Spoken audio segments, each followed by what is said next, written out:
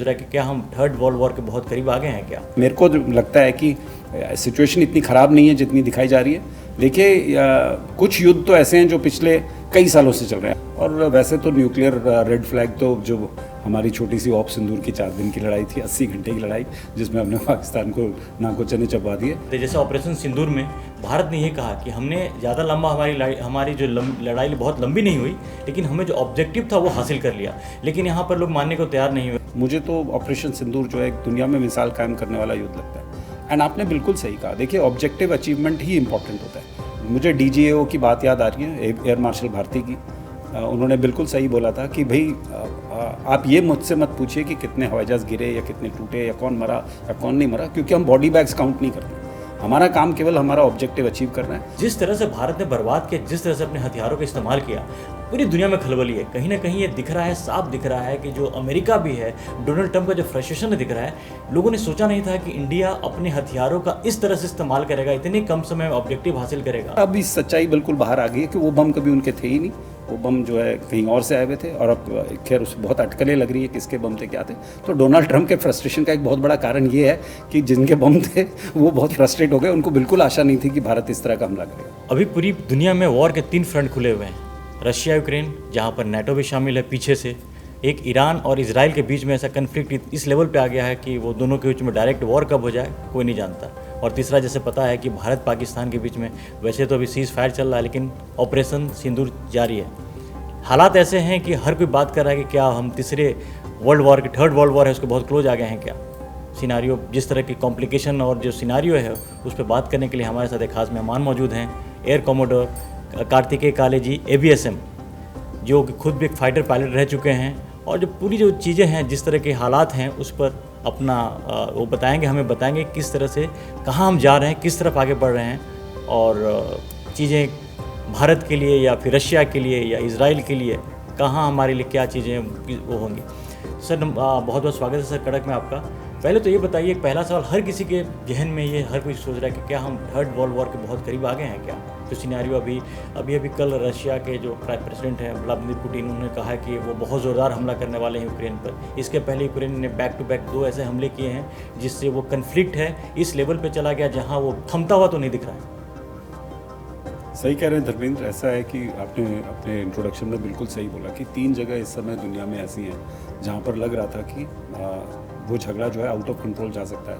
और वैसे तो न्यूक्लियर रेड फ्लैग तो जो हमारी छोटी सी ऑप सिंदूर की 4 दिन की लड़ाई थी, 80 घंटे की लड़ाई, जिसमें हमने पाकिस्तान को नाको चने चबा दिए, उस लड़ाई के लिए भी लोग वो न्यूक्लियर झंडा लगा रहे थे कि नहीं भाई ये तो न्यूक्लियर वॉर हो सकता है, परंतु उसमें कुछ नहीं हुआ। तो सबसे पहले तो मैं एक प्रैक्टिकल फौजी होने के नाते बिल्कुल ये मानता हूँ कि किसी भी सिचुएशन को जो है वो इंस्टेंटेनियसली ना तो इग्नाइट होती है और ना इमीडिएटली कुछ होता है। वो धीरे धीरे बिल्डअप करके ही जो है किसी नतीजे पे पहुंचती है। और दुनिया में इस समय कोई भी ऐसा मुझे नहीं लगता कि इन कॉन्फ्लिक्ट्स में कोई ऐसा पर्सन इन्वॉल्व है जो अचानक से एकदम जेब से कुछ निकाल के कुछ फोड़ेगा या कुछ अनहोनी सी कोई चीज़ करेगा। तो उसके मद्देनज़र मुझे नहीं लगता कि सिचुएशन इतनी ख़राब है जिस तरह से मीडिया में पोर्ट्रे की जा रही है कि वर्ल्ड वॉर 3 होने वाला है। और एक तरफ से आपको ये भी सोचना चाहिए कि जो ये वर्ल्ड वॉर 3 के प्रोपोनेंट्स हैं, ये क्या मैसेज देना चाहते हैं कि ये जो कॉन्फ्लिक्ट्स हैं जो चल रहे हैं वो किस तरह से प्रोग्रेस करेंगे।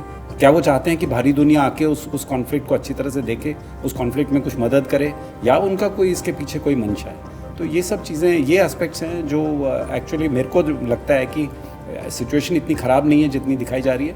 देखिए, कुछ युद्ध तो ऐसे हैं जो पिछले कई सालों से चल रहे हैं। अब आप रशिया और यूक्रेन का युद्ध ही देख लीजिए, जो इस समय शायद एक बहुत ही चरम स्थिति पे पहुंच चुका है। मानता हूं मैं कि सिचुएशन जो है काफ़ी ख़राब है, परंतु यदि हम ये देखें कि 2011 से जब क्रीमिया में रशिया ने ऑब्जेक्शंस उठाने शुरू कर दिए थे कि क्रीमिया को एनेक्स करना है, फिर 2014 में जब उन्होंने क्रीमिया को एक्चुअली एनेक्स कर दिया, तो तब से लड़ाई चलती आ रही है।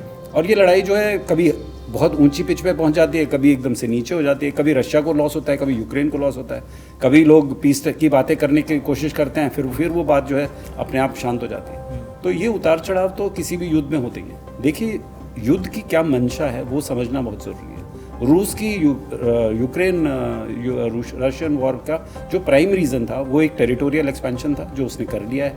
नीचे के जो 4 डिस्ट्रिक्ट हैं वैसे ही वो पकड़ के बैठा हुआ है, काफ़ी टेरिटरी रशिया ने गेन कर लिया है। तो चाहे यूरोप और यूरोप के मीडिया कुछ भी कहे कि नहीं भाई रूस को बहुत आर्थिक नुकसान पहुंचा है और वो बहुत पीछे आ गया है, परंतु जो रूस के युद्ध के जो ऑब्जेक्टिव्स थे वो उसने अचीव कर लिया। अब हम यूक्रेन के युद्ध के ऑब्जेक्टिव्स देखते हैं तो मुझे लगता है कि यूक्रेन के युद्ध के ऑब्जेक्टिव्स तो बिल्कुल ही अचीव नहीं हुए।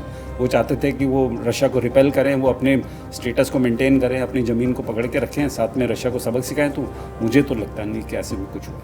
आपने एक बड़ी इंपॉर्टेंट बात कही, ऑब्जेक्टिव। जिस ऑब्जेक्टिव की बात हम कर रहे थे, जैसे ऑपरेशन सिंदूर में भारत ने ये कहा कि हमने ज़्यादा लंबा हमारी जो लड़ाई बहुत लंबी नहीं हुई, लेकिन हमें जो ऑब्जेक्टिव था वो हासिल कर लिया।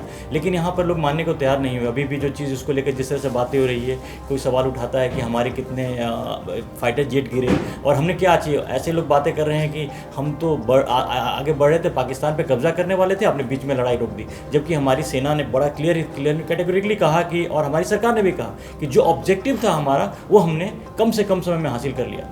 इसको आप किस तरह से देखते हैं? देखिए, ये मेरे हिसाब से सारी दुनिया के लिए एक बहुत बड़ी मिसाल है। बिकॉज जहाँ तक मैंने अध्ययन किया है, इतने सालों में, पिछले 20 या 25 सालों में दुनिया में कोई भी ऐसा कॉन्फ्लिक्ट नहीं हुआ है जिसमें इतने कम समय में किसी भी देश ने अपना ऑब्जेक्टिव अचीव कर लिया हो, और जो ऑब्जेक्टिव अचीव करने के बाद जो उसको करना उसने कर लिया और उसके बाद वो पीछे आके खड़ा हो गया हो। और उस लड़ाई में, एक तरफा लड़ाई में, उसको बिल्कुल भी न कोई नुकसान हुआ हो, न किसी भी तरीके का कोई ऐसी हार्म हो। तो उस हिसाब से मुझे तो ऑपरेशन सिंदूर जो है एक दुनिया में मिसाल कायम करने वाला युद्ध लगता है। एंड आपने बिल्कुल सही कहा। देखिए, ऑब्जेक्टिव अचीवमेंट ही इंपॉर्टेंट होता है। मुझे DGAO की बात याद आ रही है, एयर मार्शल भारती की। उन्होंने बिल्कुल सही बोला था कि भाई आप ये मुझसे मत पूछिए कि कितने हवाई जहाज गिरे या कितने टूटे या कौन मरा या कौन नहीं मरा, क्योंकि हम बॉडी बैग्स काउंट नहीं करते। हमारा काम केवल हमारा ऑब्जेक्टिव अचीव करना है। उसके बाद जिसको बॉडी काउंट करनी है वो बॉडी काउंट करेगा, जिसको उसको ठीक करना है वो ठीक करेगा, जिसको बिल्डिंग का मलबा हटाना है वो मलबा हटाएगा, जिसको गड्ढे भरने हैं, जैसे अभी पाकिस्तान गड्ढे भर रहा है तो पाकिस्तान गड्ढे भरेगा। ये सब उनका काम है। हमारा काम जो है कि हम अपने टारगेट को अचीव करें। तो एक ऑब्जेक्टिव तो हमारा जो था कि जो वहाँ जो आतंकी ठिकाना था उसको ख़त्म करना था। पहले इंडिया ने बोला भी था कि पहले अटैक के बाद, दूसरे जब पाकिस्तान जब नहीं माना उसके बाद उन्होंने फिर उसके जो एयर बेसेस को बर्बाद किए। लेकिन जिस तरह से भारत ने बर्बाद किया, जिस तरह से अपने हथियारों का इस्तेमाल किया, पूरी दुनिया में खलबली है। कहीं ना कहीं ये दिख रहा है, साफ दिख रहा है कि जो अमेरिका भी है, डोनाल्ड ट्रंप का जो फ्रस्ट्रेशन दिख रहा है, लोगों ने सोचा नहीं था कि इंडिया अपने हथियारों का इस तरह से इस्तेमाल करेगा, इतने कम समय में ऑब्जेक्टिव हासिल करेगा। तो अब एक जो नई ये जो दुनिया के बीच में भारत एक वो बना है कि सैन्य शक्ति को लेकर के जो भारत एक इमेज बना है कि आप अपने अचीवमेंट को, अपना आप जो चाहते हो कैसे उसको हासिल कर सकते हो, और इस तरीके से उसे पूरी दुनिया हैरान है। आप इसको कैसे देखते हैं? बिल्कुल सही कहा तुमने धर्मेंद्र की। सबसे पहली बात यह है कि दुनिया के सबसे पावरफुल राष्ट्र का राष्ट्रपति जो है वो क्यों फ्रस्ट्रेटेड है, वो भारत को देख के क्यों अचंभे में, वो क्यों हैरान है। आपको याद होगा कि जब इनिशियली ऑपरेशन सिंदूर चालू हुआ था तो उन्होंने बोला था हमें इसका कोई लेना देना नहीं, आपको जो मर्जी करना है करो। और वाइस प्रेसिडेंट वैंस ने भी यही बोला। तो यानी उनकी तरफ से मंशा ये थी, और जहाँ तक मैं समझता हूँ जो कूटनीतिक बात हुई थी उसमें यही कहा गया था कि पाकिस्तान को तुम संभालो, क्योंकि उनको कभी विश्वास नहीं था कि मोदी जी के नेतृत्व में भारतीय सशस्त्र सेना इस तरह का हमला प्लान करेंगे।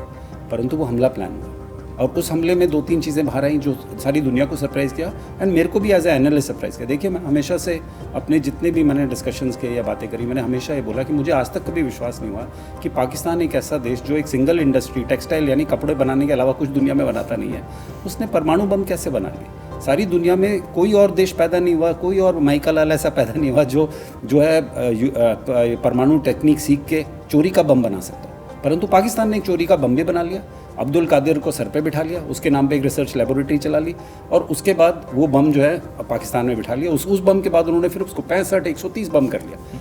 मुझे इस बात पे कभी विश्वास नहीं, और अब इस सच्चाई बिल्कुल बाहर आ गई है कि वो बम कभी उनके थे ही नहीं, वो बम जो है कहीं और से आए हुए थे। और अब खैर उस बहुत अटकलें लग रही है किसके बम थे, क्या थे। तो डोनाल्ड ट्रंप के फ्रस्ट्रेशन का एक बहुत बड़ा कारण ये है कि जिनके बम थे वो बहुत फ्रस्ट्रेट हो गए, उनको बिल्कुल आशा नहीं थी कि भारत इस तरह का हमला करेगा। एक बड़ा इंपॉर्टेंट सवाल इसमें होता है सर कि जिस तरह से यूक्रेन ने रशिया के अंदर घुस करके ड्रोन से हमारा अटैक किया, और जिस लेवल पे अटैक किया, एक नहीं, जिस तरह से भारत ने घर में बैठे बैठे पाकिस्तान को तबाह कर दिया, तो ये दो जो इंसिडेंट है, इसे एक बड़ी अलग चीज़ निकल के आए कि अब जो युद्ध का जो लेवल है वो तो डिफरेंट उसमें जा रहा है। वो लड़ाई नहीं है कि आप 1-to-1 वो चीज़ें, खासकर ये दो ऑपरेशन सिंदूर और यूक्रेन ने जिस तरह से रशिया पर अटैक किया है, एक नई तरह के वॉरफेयर, नई तरह के मॉडर्न टेक्नोलॉजी से दिख रही है कि इसका इस्तेमाल होगा। फ्यूचर में इस तरह की चीज़ें और हो सकती हैं। देखिए ऐसा है कि मतलब अब मैं असली उस पर आता हूँ, क्योंकि ये तीनों बात जो पाकिस्तान ने एवीएम औरंगजेब की पहले दिन की कहानी थी 60 की कहानी, वो रूस का ये यूक्रेन का जो अटैक रशिया पे है 2, और जो हमारा अटैक जो उस पे हुआ 3, इन तीनों में से सबसे इम्पॉर्टेंट चीज़ ये है कि आपका लड़ाई का ऑब्जेक्टिव क्या है।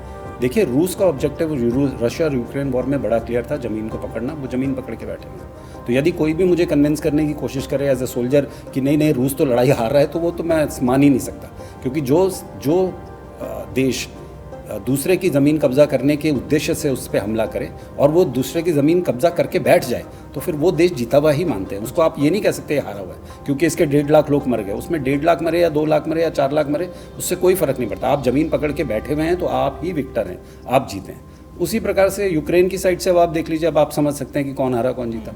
अब इसी परिप्रेक्ष्य में हम इस पे आ जाते हैं, जो मैं पहले बता रहा था, अपनी लड़ाई पे आ जाते हैं। हमने अपना ऑब्जेक्टिव अचीव किया और हम वापस आ गए। सर एक बहुत इंपॉर्टेंट चीज़ ये चल रहा है कि अभी फाइटर जेट को लेकर चल रहा है, जिस तरह से अभी राफेल को लेकर के हुआ कि उन्होंने कुछ कोड शेयर नहीं किया, वो तमाम जो चीज़ें थी।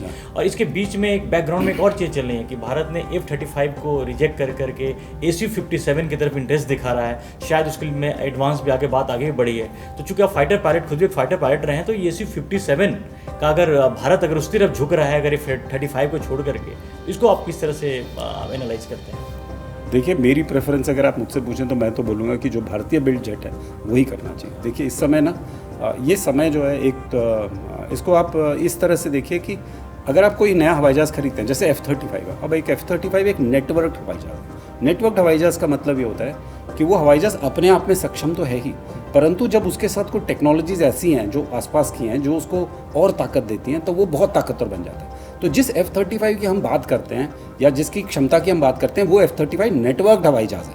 वो ऐसा हवाई जहाज़ नहीं है कि आपके पास वो बाकी टेक्नोलॉजी नहीं है, केवल हवाई जहाज़ लेके आप आ गए तो उस हवाई जहाज़ की यूटिलिटी उतनी ही होगी जितनी नेटवर्क हवाई जहाज़ की होगी। नहीं, दोनों में ज़मीन आसमान का फ़र्क है। अगर आप इसको माप की तोल की भाषा में माने तो ये अगर 1 है तो वो 10 है, तो 10 गुना उसकी ताकत बढ़ जाती है यदि आपके पास नेटवर्क टेक्नोलॉजीज़ हो।